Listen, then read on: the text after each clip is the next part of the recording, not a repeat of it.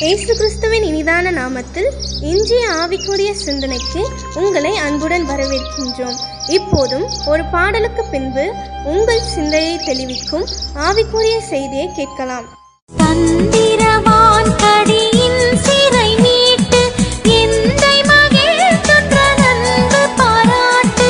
தந்திரவான் கடியின் சிறை மீட்டு எந்தை மகிழ்கின்ற நன்பு பாராட்டு.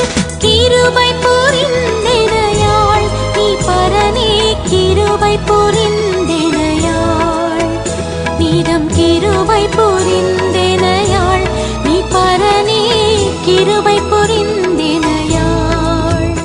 நமது சிறையிருப்பை மாற்றுகிற இயேசுவின் இனிதான நாமத்தினால் உங்களை வாழ்த்துகிறேன். இந்த நாளிலும் கூட நம்முடைய ஆவிக்குரிய சிந்தனைக்காக அப்போஸ்தலர் நடபடிகள் 5ஆம் அதிகாரம் 18-19 நான் வாசிக்கிறேன். அப்போஸ்தலர்களை பிடித்து பொதுவான சிறைச்சாலையிலே வைத்தார்கள். கர்த்தருடைய தூதன் ராத்திரியிலே சிறைச்சாலையின் கதவுகளை திறந்து அவர்களை வெளியே கொண்டு வந்து, நீங்கள் போய் தேவாலயத்தில் நின்று இந்த ஜீவ வார்த்தைகளை எல்லாவற்றையும் ஜனங்களுக்கு சொல்லுங்கள் என்றார்.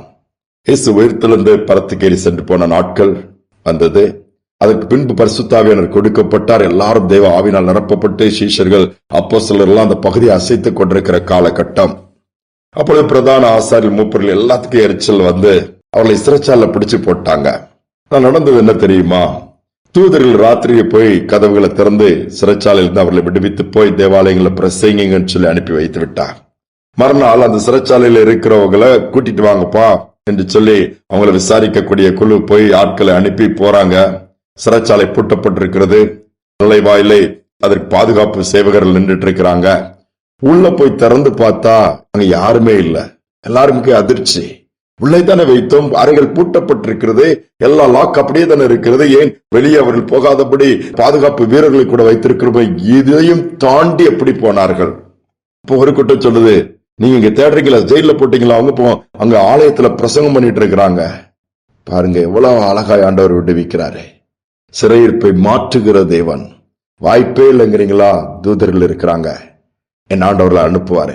நம்முடைய கண்கள் அநேக நேரம் மனிதர்களை தேடுகிறது, மற்றவர்களை தேடுகிறது, உதவி செய்ய யாராவது கிடைப்பாங்களான்னு ஏங்குகிறது.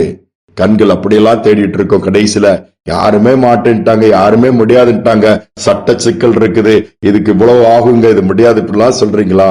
தூதர்களை கர்த்தர் வைத்திருக்கிறார். உங்க வாழ்க்கையின் சிறையிருப்பை மாற்றுவதற்கு தேவன் விரும்புகிறபடியினால் தூதர்களை அனுப்பி மாற்றுவார்.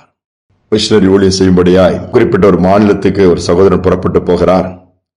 காடு மேடு நிறைந்த கொடிய ஜனங்கள் மத்தியில் தான் அந்த ஊழியம். எதிர்ப்புகள், ஏராளம் எதிர்ப்புகள் மத்தியில் தான் ஒரு ஊழியத்தை செய்ய வேண்டியது இருக்கிறது. ஆனாலும் ஆண்டவருக்காக தன்னை அர்ப்பணித்து எப்படியோ அந்த இருளில் இருக்கிற ஜனங்கள் வெளிச்சத்தை கண்டு கொள்ள வேண்டும். அந்த ஜனங்களும் ஆண்டவருடைய அன்புக்குள்ள தொல்வத்துக்குள்ள வரணும். மரித்த பின்பு மறுமை இருக்கிறதே ஒரு வாழ்க்கை, அதை பெற்றுக்கொள்ள வேண்டும், அந்த பரலோக ராஜ்யத்தை சுதந்திரிக்க வேண்டும் என்கிற ஆத்மா பாரம் அந்த சகோதரனை அழுத்தினதினால் அவன் ஊழியத்திற்கு புறப்பட்டு போய் ஊழியம் செய்கிற அட்டி உதை பாதை தான். ஆனாலும் சோர்ந்து போகவில்லை. தொடர்ந்து செய்து கொண்டிருக்கும் போது ஒரு நாளே குறிப்பிட்ட ஒரு கூட்டத்தினர் அவரை பிடித்து மரத்திலே கட்டி வைத்து விட்டார்கள். அது காடான ஒரு பகுதி.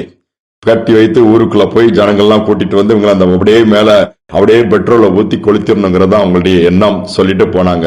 இந்த ஊழியரை பயப்படவில்லை. இவர் தான் மரணத்தை சந்திக்க ஆயத்தமா இருக்கிறார்கள். வாழ்க்கையை தான் ஆண்டவருக்கு அர்ப்பணித்து தான் வாழ்ந்தாலும் இயேசுவுக்கு தான், மரித்தாலும் இயேசுவுக்கு தான் என்று சொல்லி அர்ப்பணித்திருந்தார். அதனால நடந்ததுன்னு அவங்க திரும்பி வாராங்க. எல்லாம் அடிக்கும்படியாய், தாக்கும்படியாய், கொளுத்தும்படியாய் எல்லாம் அந்த பந்தங்களோடு வாராங்க. அங்க கயிறு தான் இருக்குது வழியா, அந்த மரத்துல கட்டின அந்த மனுஷனை காணும். யாருமே இங்க இல்லையே, யாருமே வர முடியாது, எப்படி தப்பி போனார்? கர்த்தர் தூதனை அனுப்பினார். அந்த தூதன் அந்த மிஷனரி அவிழ்த்து ஒரு பாதுகாப்பான இடத்துக்கு அழைச்சிட்டு போயிட்டாரு. ஆச்சரியப்பட்டாங்க இவங்க. ஆனா சரி, இவங்களுக்கு ஒரே குழப்பம் வந்து ஜனங்களுக்கு, என்னடா நம்ம இதுவரை எப்படி பார்த்ததே இல்லைன்னு சொல்லி எல்லா இடத்திலும் தேடுறாங்க, விசாரிக்கிறாங்க, கண்டுபிடிக்க முடியல. இவ்வளவு நேரத்துக்குள்ள போயிருக்க முடியாத. ஆனால் அவள் கண்களில் காணாத அப்படி வெகு தூரத்துக்கு கர்த்தர் கொண்டு போய் விட்டார். நடந்தது என்ன தெரியுமா? அதற்கு அப்புறம் இந்த ஜனங்கள் எப்படிதான் சொல்லிட்டு யோசிச்சுட்டு குழப்பத்தில் இருக்கும்போது அந்த மிஷனரி மேல இருந்த வெறி கோபலாம் மாறி இதனுடைய ரகசியத்தை அறிந்து கொள்ள விரும்பினார்கள். மீண்டும் அந்த பகுதியில் அவர் ஊழியத்தை செய்யும்படியா போனாரு. தேடி வந்தாங்க. யாரெல்லாம் எதிர்ப்பா இருந்தாங்களோ இதனுடைய ரகசியம் என்ன? அப்ப நடந்ததை அவர் சொல்லுகிறார். ஒரு தூதனை வந்து கர்த்தர் அனுப்பினார். அவர் வந்து என்னை விடுவித்துக் கொண்டு போனார். அந்த ஆண்டு வரை பற்றி நாங்களும் தெரிஞ்சுக்கணுமே, அதனுடைய ரகசியத்தை நாங்களும் புரிஞ்சுக்கணும்னு சொல்லி ஆண்டோடைய அன்புக்குள்ள அவங்களும் வந்தாங்க. இன்னைக்கு எல்லாவற்றிலும் வாழ்ந்திருக்கிறாங்க. எல்லா குடி பழக்கம் மாறிச்சுது. எல்லா நாகரிகம் வந்துருச்சு, பிள்ளைகளை படிக்கக்கூடிய அளவுக்கு திரும்பிட்டாங்க. அந்த அளவுக்கு கர்த்தர் அங்க மாற்றங்களை கொண்டு வந்து விட்டார். சிறையிருப்பு மாறுகிறது, நெருக்கங்கள் மறைகிறது.